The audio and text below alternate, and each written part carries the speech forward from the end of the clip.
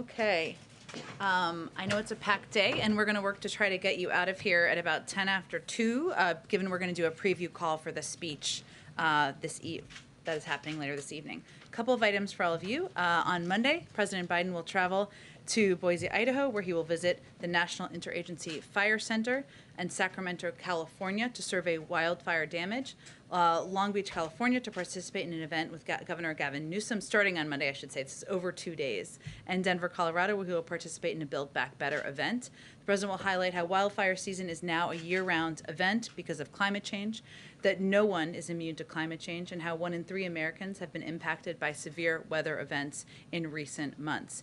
About 100 million Americans. He will also speak about the economic impacts of extreme weather and the urgent need for key investments to fight climate change and in resilient infrastructure. Critical investments included in his Build Back Better agenda.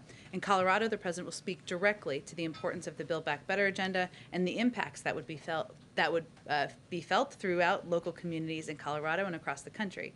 The Build Back Better agenda will lead to more economic and job growth, more Americans participating in the labor force, and will level the playing field for working families. Also wanted to highlight this afternoon, the Vice President will meet in her ceremonial office with abortion and reproductive health providers and patients to discuss the impact of Texas Senate Bill 8 and other restrictions on reproductive care. The Vice President will emphasize that this issue is a critical priority for the administration, and she will thank the providers and activists who are fighting to protect reproductive choice in their states.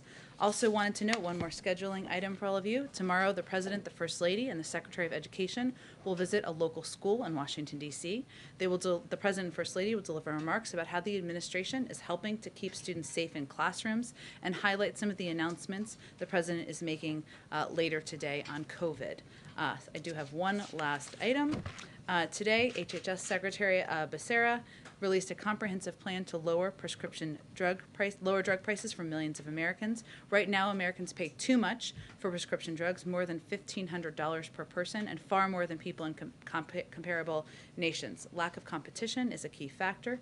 That's why President Biden's executive order on promoting competition requested that HHS develop a plan to address these high drug costs. This report is guided by the administration's principles for equitable drug pricing, reform through improved competition, price negotiation, and innovation. Our healthcare experts make the case that the number one thing we can do to help Americans pay less for critical medications is to pass legislation. That includes allowing Medicare to negotiate prices, enacting Medicare Part D reform, and speeding the entry of generic drugs that will compete with expensive brand-named drugs. And Secretary Becerra will present the report at the inaugural meeting of the White House Competition Council tomorrow. I know we've also sent a slew of statements into your inboxes, which all of you should have seen. One was from Emily Horn on the arrival of a Qatar Airways charter. A second one was on David Chipman.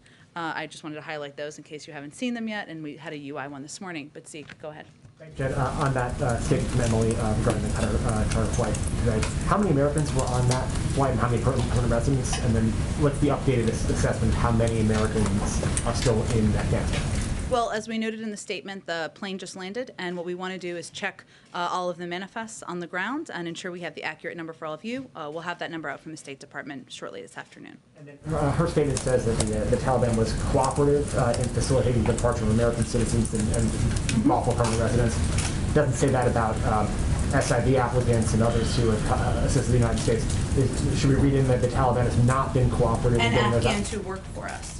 So that would be applicable there. So they've been cooperative in getting Afghans who work for the United States out of the country? They've been cooperative? That's what the statement conveys, yes. And then on a different topic, the President's speech this afternoon, the President's going to sign an executive order. Has he signed yet the executive order on for mandating vaccination for the federal workforce? I would have to check on that, Zeke. That is the one piece of news that has been fully confirmed out there, which I can give a little bit more detail on, and I can check whether he had signed it this morning or whether he's planning to sign it after the speech. Exceptions for people who have religious objections or medical reasons not to get the vaccine? Yes, there will be limited exceptions for legally recognized reasons, such as disability or religious objections. I know you have all seen the reporting on this, but let me just give you a few top lines of it. So how this will work is the task task force, the interagency task force, will provide a ramp-up period, and we expect federal employees will have about 75 days to be fully vaccinated. That gives people more than enough time, in our view, to start and complete their vaccination series. If a federal worker fails to comply, they will go through the standard HR process, which includes counseling and face disciplinary action, face progressive disciplinary action. Each agency is going to work with employees to make sure they understand the benefits of vaccination and how the vaccines are free, easy, and widely accessible. But it will start to be applied once the executive order is signed. And any other previews you can give of what the president will announce this afternoon? Well, you'll have a preview call in just about 30 minutes, but let me just give you kind of some top lines here. I know we put out to all of you kind of the 6 prongs of what he will be announcing this afternoon. The overarching objective here is for the president to lay out the next steps, to build on the steps we've taken since he took office, and a number of steps we announced over the summer. And the federal mandate for workers is an example of that. We obviously had done that with a series of agencies, the VA, DOD, NIH. We had announced steps on attestation. This is the next step in that process. But our overarching objective here is to reduce the number of unvaccinated Americans. There are, of course, 80 million unvaccinated Americans at this point in time. We want to reduce that number, decrease hospitalizations and deaths, and allow our children to go to school safely, and of course keep our economy strong. So what you'll hear him lay out is a series of additional requirements. Some of them have been out there. Additional ways he's going to expand access to testing, which is a key way that we can ensure we reduce the spread of COVID, and ways that we're going to work with states and communities to implement these proposals. Go ahead. Thanks, Jen. The original mandate for federal workers that included an option for testing, regular testing, just went into effect a little over a month ago. So why are you making this change so soon after that? What changed between then and now? Well, we've seen over the past couple of months not only the threat of Delta, but the importance of taking additional bold and ambitious steps to get more people vaccinated. And obviously, the federal workforce is one of the largest in the country, and we would like to be a model to what we think other businesses and organizations should do around the country. So was it an increase? I'm just trying to understand, because the Delta was when we announced our steps a couple of months ago, we said at the time that this would be the first of a series of steps. So this is the next in that series of steps. And do you have any numbers to illustrate how many federal workers have not been vaccinated yet, or how many have? Well, that's been the attestation process that's been happening agency to agency. They really keep track of those numbers. Obviously, our objective is to get to close to 100%. There will be exemptions, as Zeke, of course, asked about, and as we have numbers to provide, we'll provide them to all of you. Just one more. Is there any reason why you're not requiring proof of vaccination and just allowing attestation, someone to, verbally say, for example, that they got vaccinated? Well, each agency will do it differently. Some agencies will have standards, do have standards already of proof of vaccination, but different agencies will do it differently. Go ahead. Thanks, Jen. The president said in July we were closer than ever to declaring independence from COVID-19. We heard from Dr. Fauci. He said the U.S. doesn't have modestly good control over the virus. Was the president overconfident in July? Well, I think what we've said from the beginning here, and you all have covered, is that this is an evolving virus, a smart virus that has produced additional variants that have been incredibly, that can spread very quickly, like the Delta variant. But there are other variants, of course.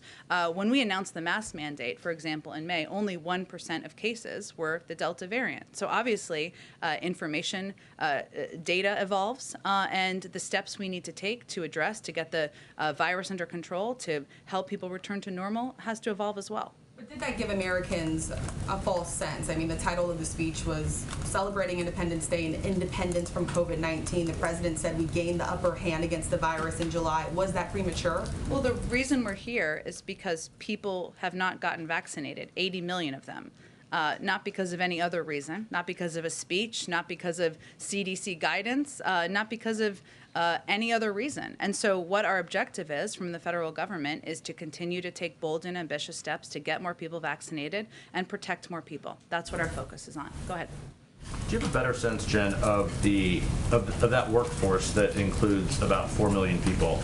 Are we correct in believing that it's not the congressional branch or the judicial branches of government? It's just the federal. For the requirements, yes, it's the federal branch of government, yes. Okay, and that workforce is about 4 million people. I believe that's correct. I can double check the numbers for you. Do you have any sense of just a ballpark of how many of those people remain unvaccinated? What are we talking about here? It's an understandable question, but what we've been doing and been implementing over the past several weeks is this attestation process, which is still underway. So we're still implementing that, and we'll have a better sense once we begin to implement the vaccination requirements. Where's the frustration level from the president that he's giving yet another speech urging Americans to get vaccinated? He has said there are limitations in what his speeches can do.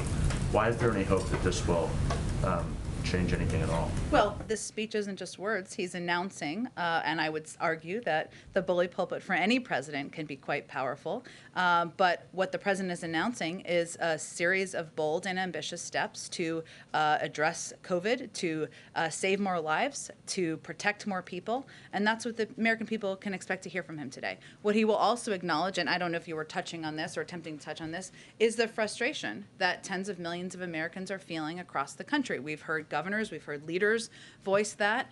We've heard many Americans in the streets that you all have interviewed voice that expression of frustration. People who are vaccinated, who are frustrated that they can't go back to normal, that they're fearful about sending their kids to school when there aren't necessary requirements. And the president's speech today is going to hopefully take steps forward to help ease those fears and address that concern. Go ahead. Jen, for the people who don't choose to be vaccinated and don't fall into one of those limited exceptions, what are the consequences? Is it be vaccinated or be let go? Well, again, there are limited exceptions, but yeah, the expectation is that if you want to work in the federal government or be a contractor, you need to be vaccinated unless you are eligible for one of the exemptions. Can you tell us about Mr. Chipman? Will he be getting a different position in the administration, and does President Biden have someone else in mind for that position? Absolutely. Well, I know the statement went out, but let me reiterate some of the key pieces that were in the statement. Mr. Chipman David Chipman, I feel it's very formal to call him Mr., maybe I should, but he spent 25 years in distinguished service to our country as an ATF agent. He's a gun owner himself and someone who had the backing of law enforcement groups. He would have been an exemplary director of the ATF and would have redoubled efforts to crack down on illegal firearms traffickers and help keep our communities safe from gun violence. So to answer your question, Jeff, one, we always knew this would be challenging. There hasn't been a confirmed ATF director in 6 years, and only one confirmed director in its entire history. We knew it would be challenging. Obviously, he has exemplary credentials. He's someone the president has a great deal of respect for, and we're in active discussions with him about what role might be of interest to him in the federal government. Just lastly, Jen, can you walk us through quickly what President Biden is doing on September 11th? Sure. I know we've done an announcement or put out an advisory on that, but let me give you some highlights. He will be traveling to New York, where he will be attending an event there commemorating 9/11, the lives that were lost, the heroes who saved lives as well. There will be a number of other former presidents in attendance. I know they have announced the details of that as well. Then he will be traveling to Pennsylvania, where he will be laying a wreath to remember and commemorate the families who lost loved ones on the flight on that day, on Flight 93. And then he will be traveling to the Defense Department, where he will also lay a wreath to commemorate lives lost that day. The president felt it was important to, especially on the 20th anniversary, to remember to visit all three places that have significant meaning to many Americans, especially in those communities, and to the family members of people who lost their lives, families who are still mourning loved ones. Go ahead. Thank you, Jen. First on COVID origins. You've said from that podium that under no circumstance would President Biden ever fire Dr. Fauci. Is that still the case, since Fauci told Congress the NIH never funded gain-of-function research for coronaviruses in Wuhan, but documents published by The Intercept suggest that is not true, which would mean that he misled Congress? Well, first I would say that NIH has refuted that reporting, and I would point you to that. But let me give you some highlights of that. NIH has never approved any research that would make a coronavirus more dangerous to humans. A reminder that there are previous and different coronaviruses than the existing one we're battling. And the body of science produced by this research demonstrates that the bat coronavirus sequences published from that work, NIH supported, were not COVID, the strain, COVID-2 strain. So what he said was correct. So his job is safe. Correct. Okay, moving on. Can you explain a little bit more about why the White House in a statement is calling the Taliban businesslike and professional? Well, I would note that in that statement, what we were announcing was the fact that a Qatari Airlines flight successfully landed in Qatar with American citizens, legal permanent residents, and Afghans on board who joined us in our fight over the last several years. We wanted to note that the Taliban was cooperative in facilitating the departure of these American citizens and legal permanent residents from HKIA. We promised we would get American citizens out. We promised we would get legal permanent residents out. We promised we would get our Afghan partners out. And we promised we'd press the Taliban to get them out. And that's exactly what we did. Wait, you're saying the Taliban is businesslike and professional. Their interior minister has an FBI wanted poster. He's got a $10 million bounty on his head. What's the business? We are here to celebrate the return of American citizens who wanted to leave Afghanistan, of legal permanent residents, of Afghans who fought by our side, to Qatar successfully on a Qatari Airlines flight. And in order to get those people out, we had to work with some members of the Taliban to press them and to work in a business-like manner to get them out. That is what we were stating in the statement. And in that statement it says this is a positive first step. Towards what? Towards getting additional people out who want to leave Afghanistan. Go ahead. Jen, does the vaccine mandate include every business that gets a government contract? There are going to be additional details that will be briefed to you in about 20 minutes, and I would encourage you to wait for all of those specifics. So for clarity, at least the information that has been confirmed by people who work in said building has been that the federal government, for nearly all, obviously doesn't include the judiciary, the federal branch, or the congressional employees, but and they said in contractors as well. Yes. You can't say whether the That is true. Contractors, yes. So contractors. But obviously there are a lot of companies that have contracts with the government where some of those people in the firm work with the U.S. government, others do not. There's more to come on private sector requirements that will apply to many of these companies you're referring to. Fine, we'll wait for that clarity coming up shortly after this. Just to clear up one thing that was asked by Jeff earlier, disciplinary action could include termination, correct? Correct. Okay. Hopefully it doesn't come to that. Our role is, of course, to convey to federal employees the safety, the effectiveness, the availability of vaccines which are readily available across the And country. is fully vaccinated for those employees and contractors 2 shots or 3 shots?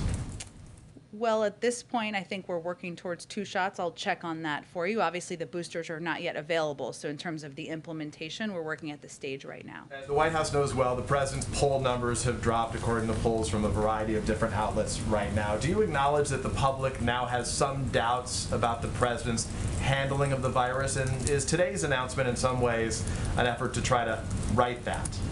This is not a political speech, and it's certainly not about poll numbers. What we can acknowledge, and you've seen in a lot of these polls, is that the number 1 issue, number 2 issue, number 3 issue for many Americans is COVID and what we're doing. And we have done a lot of work over the last couple of months, even as we've had conversations and talked about a range of other issues, whether it's Afghanistan or Build Back Better or other issues in this room and in many forms of media we engage with. So it's an acknowledgement of that. I'll also note that in all of these polls, support for the president's handling of coronavirus continues to be the majority of the American public, and that hasn't changed. Go ahead. The American Federation of Government Employees says it encourages its members to get vaccinated, but suggests that this should be a mandatory subject of bargaining with the federal government. Why did the White House decide to move forward without consulting with that large public employee union? Well, we have a range of consultations with labor unions, including that one, and that has been the case for several weeks and months as we have worked to implement additional steps. But look, our objective here is to continue to save lives, continue to protect more people from coronavirus, and continue to stop the spread of coronavirus across the country. We understand there will be objections, there will be concerns, there will be criticisms, but our role here is to save lives, and we welcome feedback and engagement, but we're going to stay true to our goal. Can I ask you about the exemption on religious Yeah. objections. Will there be any kind of scrutiny applied? To what extent will a religious objection be questioned, if at all, by the federal government? I'm sure there'll be requirements as to what, how somebody would convey what their request for an exemption would be, and I'm sure we can get you some more specifics on that. Go ahead. Jen, could we get any details on the lawsuit the administration is planning to file against Texas over the abortion law there? When is that coming? What grounds are you suing? I understand the interest. I know it's been reported on overnight, and I would note that just a couple of days ago, the president asked, the Justice Department asked the Department of Health and Human Services to urgently take any steps, to look into what steps they have the authority to take to protect women's access to health care. So we'll let the Department of Justice announce any steps that they might take. Hopefully we'll hear more from them soon on that, but beyond that, the reports are entirely consistent with what the president has been calling for. Another topic, are you concerned at all about Rahm Emanuel's nomination to serve as ambassador to Japan, given the recent statements from progressives and activists? And what do you say to the criticism that his handling of the police killing of Laquan McDonald is disqualifying? Well, the reason the president nominated Rahm Emanuel to serve as ambassador to Japan is that he has a record of extensive experience as a public servant, as somebody who was elected in Congress, and he thinks he would be somebody who would represent the U.S. interests in Japan. So that's the reason he nominated him. Go ahead. Any comment on the police killing and how he I don't handled have it? any further comment related to the nomination. Go ahead. A couple questions on the vaccines. I wanted to clarify first that agency by agency is how essentially vaccine mandates will be determined. So some could have a proof of vaccination card, some may have a verbal attestation. It's determined by agency. Correct. Okay. The other thing I wanted to ask you about is a couple months back, July 23rd, I had asked you if there was a mandate for folks working here in the White House, and at that time you had said no. Can you clarify for us what has changed in the White House's thinking about mandates? Well, we've always said that this would be a progression, that we would take steps and we would build upon them. So at the time, there were steps we announced about attestation and individuals needing to attest that they had been vaccinated or be tested. This is building upon that. Now, there's a requirement. There was no vaccine mandate here at the White House. Correct. I think I'm answering your question. So what? Time, I guess there was no attestation, right? Because there was no mandate here at the White House. Well, in the last few weeks, we have announced, I don't remember the exact date, a requirement of attestation, which is that individuals would have to attest either they're vaccinated or be tested. So this is the next step building on that process. One more question. Does the White House support the idea of states, governors, individual states requiring COVID vaccines in schools, obviously for older children, much the same way that they require polio, MMR, a whole list of other vaccines? It's always going to be up to local school districts and states and localities to make those determinations. But we certainly do think that mandates and places and communities where they have put mandates in place is a positive step forward. Go ahead. Yeah, I just wanted to follow up on the earlier question about the American Federation of Government Employees. They also said in their statement that they want to be able to bargain over that mandate and want to be able to do that before this requirement would be implemented. Do you expect that there will be lags with hundreds of thousands of federal workers who might extend beyond this 75-day deadline? Will they take up bargaining? This issue is like a bargaining issue. I don't have any anticipation of that, or I can't anticipate what that looks like. That would be obviously up to them on what steps they may want to take, but the president has every intention of signing this executive order, getting the clock running on the timeline for these requirements, and his view and our view is this will serve as a model to the rest of the country on the need to get more people vaccinated in order to save more lives. Does the administration have any plans this month for the president to announce a nominee for Fed chair? And if not, are you worried about getting someone confirmed by February? I don't have any timeline to predict for you on what that looks like. Go ahead. Yeah, following up on a previous question about David Shipman, does Sure. the White House plan to nominate a new ATF director, and what's the timeline you think on that? We certainly would at an appropriate time. I don't have a timeline on that at this point in time. Obviously, we're just announcing today the next steps on David Shipman. One other question, you said Biden, the president, will be going to Long Beach on Monday to campaign for Governor Newsom. There's a lot going on right now. Obviously, he's given a big speech tonight about the COVID pandemic and new restrictions on that. Why does he think it's important to go to California to campaign for the governor at this point? Because the election is Tuesday. Well, why is it important election for the? Why is it important for the president that Governor Newsom continue on?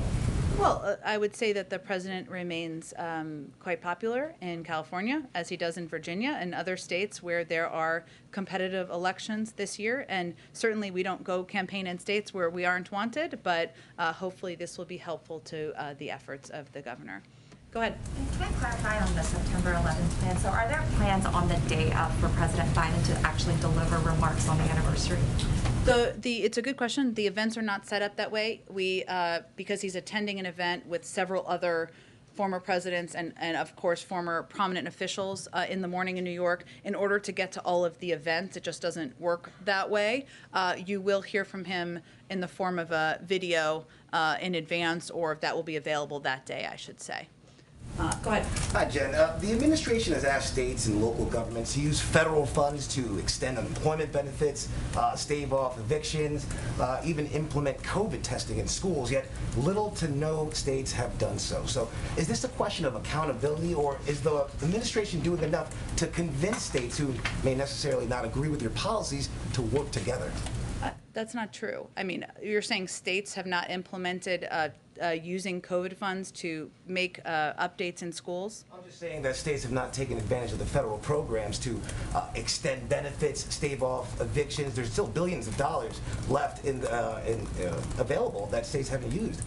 You're right, but just to be very careful here, we can't combine all those things because that is not all accurate. We have said a number of times from here that it is imperative that states take advantage of the funding that is available to stave off evictions. Absolutely. And they have the funding needed to implement a version of a federal eviction program, even as the Supreme Court ruled as they have, and even as there are not enough votes in Congress. That is absolutely true. And we have taken a number of steps in the federal government, reducing red tape, changing their requirements to make it easier for people who are trying to stay in their homes to provide documentation that's requires a little bit less red tape. We've been in touch with governors, with leaders, pressing them to get this money out to landlords and to tenants. We've seen some success in certain states and certain communities who have benefited from a reduction of the red tape and benefited from our engagement, and we're going to continue to press forward on that in the days ahead.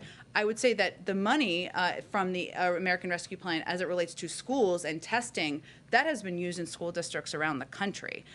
Benefits that have helped keep police and firefighters, state and local funding has been used in states across the country. Every state is different, but I would say that funding has been applied, and we'll continue to work to states to get it out. And also the Capitol fence, that's going up again ahead of the planned rally for the jailed insurrectionist.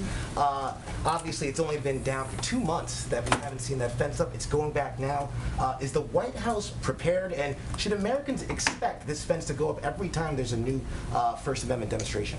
Well, I would say first that the leaders on Capitol Hill, they take steps to ensure that their members are safe. And obviously the events on January 6th, a terrible day in our democracy, are still fresh in their minds. So of course they're going to take those steps. They rely on their own safety and security guidance, and we certainly defer to them on that step. Go ahead. Yeah, Jen, to use your word, how bold is the president willing to be as far as the private sector is concerned in the vaccine mandate area, even if they don't have federal contracts?